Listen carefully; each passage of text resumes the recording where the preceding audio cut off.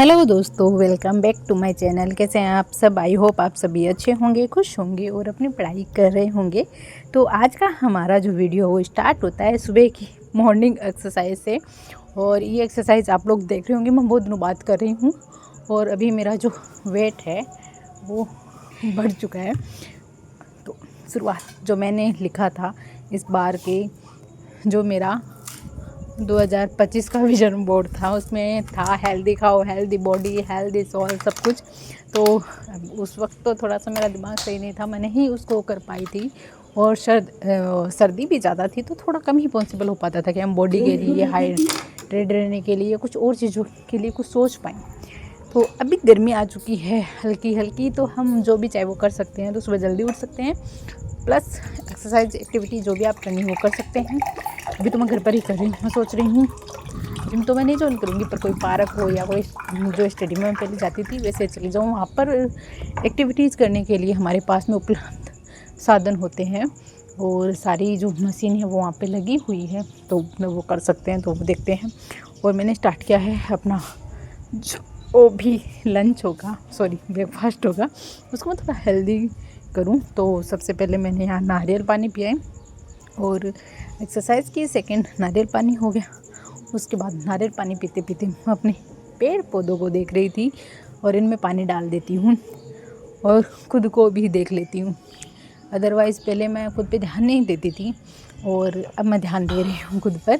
शक्ल पे ध्यान दे रही हूँ, बालों पे भी ध्यान दे रही हूँ, पढ़ाई पर भी ध्यान दे रही हूँ और जो मेरी दिमाग है, दिमाग की शांति है, उस पर भी ध्यान दे रही हूँ। मेरे जो शरीर की जो भी ताकत की चीज़ें हैं वो मैं ले रही हूँ। मतलब खुद पे थोड़ा सा फोकस मैं कर रही हूँ। अदरवाइज़ मैंने सब चीज़ों को साइड करके दो चीज़ों पर ही फोकस किया है, खुद पर और मेरी पढ़ाई पर। एंड अब आप बोलोगे फैमिली पे फोकस नहीं किया होगा।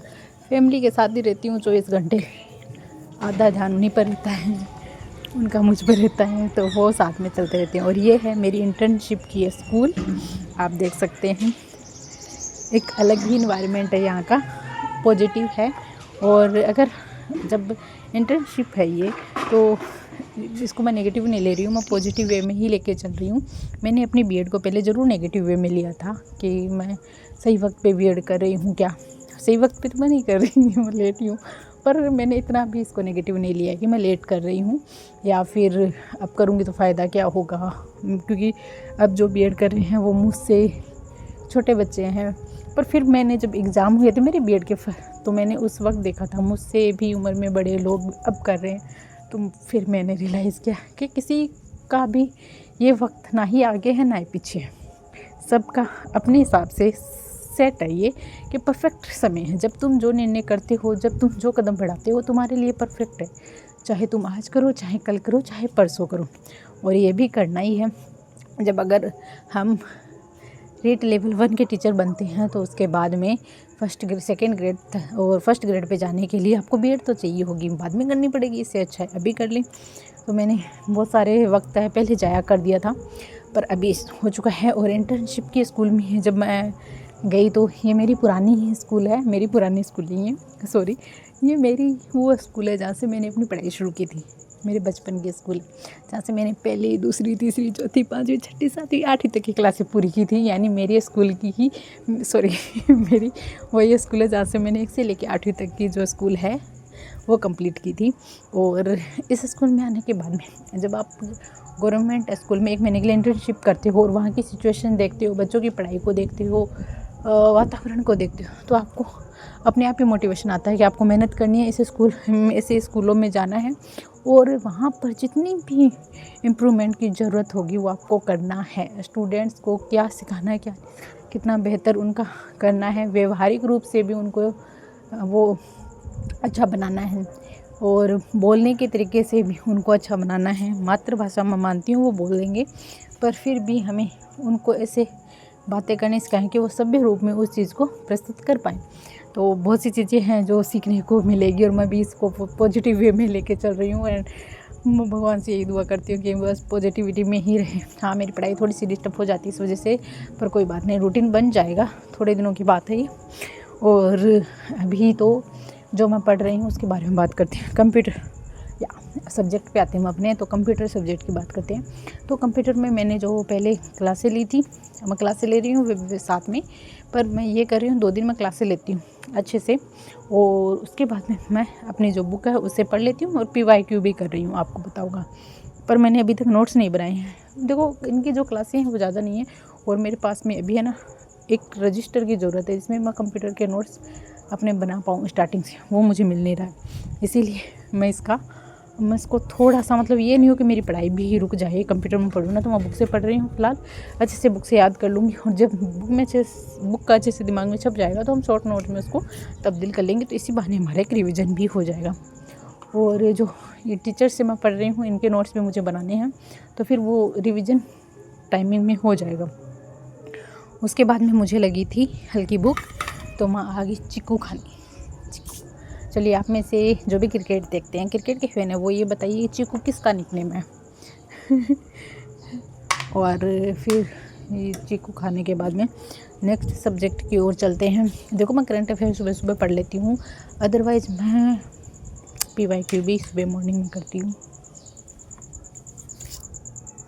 और आप में से अधिकतर लोगों का सवाल ये होता है कि मैं PYQ कहाँ से करें, तो मैंने इसके लिए एक बुक है ना वो अभी डाली है, आप वो बुक देख सकते हैं। मैं अभी भी उसी बुक को पढ़ रही हूँ, और उस बुक में जो टॉपिक मैं पढ़ रही हूँ वो एक तो मैंने राज्यपाल स्टार्ट किया है।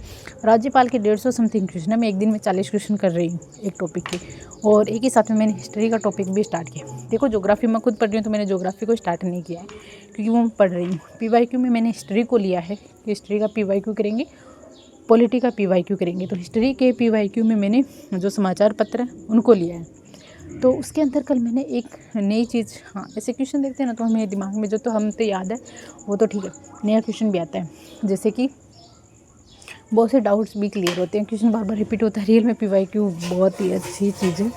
आपने अभी तक अगर किसी की भी PYQ बुक नहीं खरीदी है तो वो खरीद ले, किसी की भी खरीद ले। मैं बताऊँ वो ही ज़रूरी नहीं, जो भी आपको अच्छी लगे, जो कि आपका बड़ा भाई बड़ी बहन, जो भी आपका गुरु है, टीचर है, जिसको भी मानते हैं, दुकानदार है, कोई भी जो भी बताए, पर एक PYQ बुक है वो ज़रूर खरीद ले। इससे क्या होगा कि हमें है ना ट्यूशन, जब हमारा पढ़ने का मन नहीं होता ना PYQ कर लो। मैं PYQ करती हूँ जब मैं थोड़ा सा थकान महसूस करती हूँ,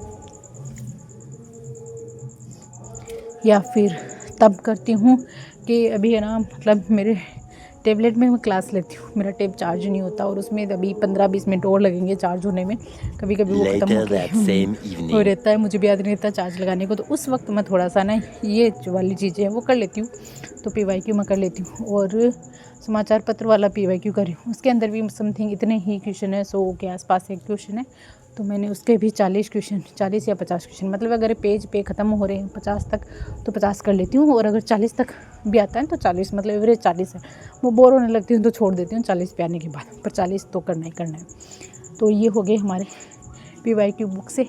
करंट अफेयर साथ में हमारी चल रही है। करंट अफेयर में मैं अभी लिख नहीं रही हूँ जो भी, क्योंकि मेरे देखो एग्ज़ाम थे ना BED वाले, तो मैंने करंट अफेयर को बिल्कुल ही नहीं पढ़ा था। तो 10-15 दिन हो गए हैं, अभी 20 को मेरे एग्ज़ाम ख़त्म हुए थे और आज 24 तारीख हो गई है।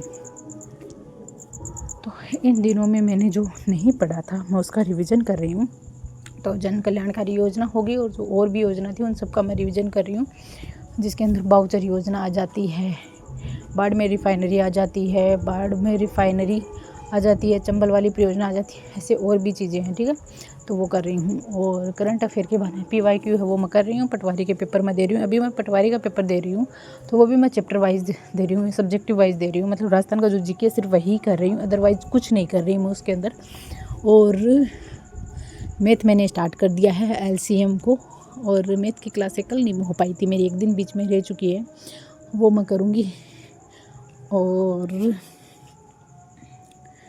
बस मैथ हो गया। इंग्लिश भी मैं पढ़ रही हूँ, टेंस मैंने याद किए हैं। देखो पहले हम जो टेंस पढ़ते थे और अब के टेंस में बहुत ज़्यादा डिफरेंस है, उसके बारे में बात मैं अगले वीडियो में करूँगी कि मैंने टेंस क्या पढ़ा है, कैसे पढ़ा है, किस तरीके से पढ़ा है। तो मैं इंग्लिश भी साथ में लेके चल रही हूँ। कंप्यूटर हो गया, इंग्लिश हो गया, मैथ हो गया, हिंदी की मैं सिर्फ क्लासें लेती हूँ, जिसके अंदर हमारा पहला टॉपिक है वो वर्णमाला वाला ही टॉपिक है, तो वो कर रही हूँ। अभी संधि समास जो आएंगे ये और इंटरेस्टिंग है, तो वो करेंगे तो उसमें और ही मज़ा आएगा। संधि हो गया, समास हो गया, संज्ञा हो गई, विशेषण हो गया, क्रिया विशेषण हो गया, क्रिया हो गया, ये टॉपिक एकदम लाजवाब है। लिंग हो गया, काल हो गया, इनको पढ़ने में ही अलग मज़ा आता है, तो वो करेंगे तो और भी मज़ा आएगा मुझे। पर अभी जो बेस है ना वो चल रहा है उत्पत्ति के आधार पर, कितने हैं उच्चारण स्थान होंगे वो बता रहे हैं।